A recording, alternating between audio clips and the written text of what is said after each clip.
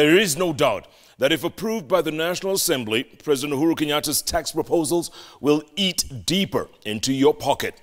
The president's proposals include more tax on mobile money transfers, mobile calls and internet, and a housing levy, just to name a few.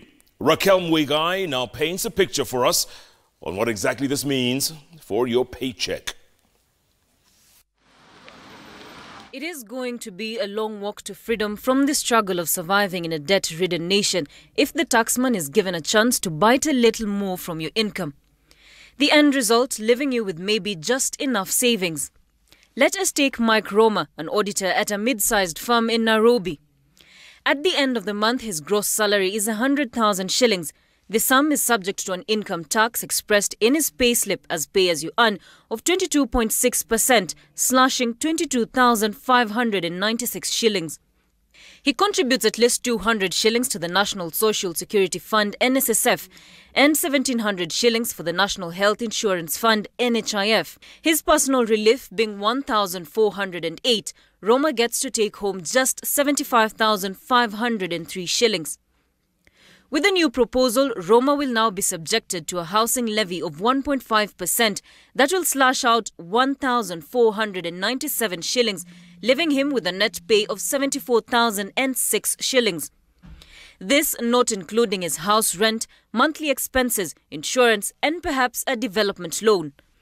But what does the Federation of Kenya employees feel about the housing levy that they will also have to pay? In essence, you're being told, as a worker and an employer, to contribute to a fund that will then be used to construct houses, we don't know where, which will then be subjected to a lottery to determine who gets those houses. But even after those upfront taxes, the taxman is still waiting for you around the corner. Some joke that Kenyans are literally being mugged by Treasury. The tax proposals seek to increase mobile money transfer tax from 12% to 20%, mobile calls and data from 12% to 15%, and an introduction of an anti-adulteration tax on kerosene that will see an increase of 18 shillings per litre of the product. John Courier, a tax expert, however, says it will heavily impact the low-income households. When the cost of kerosene goes up, then that means that even the cost of livelihood for most low-income earners is also going to be affected. The International Monetary Fund had piled pressure on Treasury to fast-track its prescription of bitter pills to bolster the revenue generation. Introduction of new taxes, however, seemed to be the easier option for Kenya. I think the easiest right now would be to seal all the revenue loophole, all the leakage. Any loopholes that we have in terms of revenue leakage really should be where we should be focused on. And we see a lot of wastage. We see contractors who are awarded projects and the projects never get completed. We see a lot of waste when you think about the NYS scandal and other scandals. I think if the government focused on trying to arrest corruption, revenue leakage, and other things that are causing the pain to the mwananchi because of money being misappropriated, I think would have more money to be able to deal with all these issues. Yeah.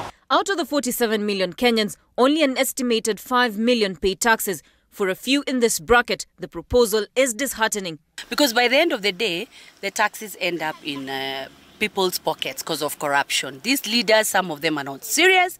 If they were serious, actually this country can go very far. In fact, if they increase the taxes and there is no corruption, our country can head somewhere.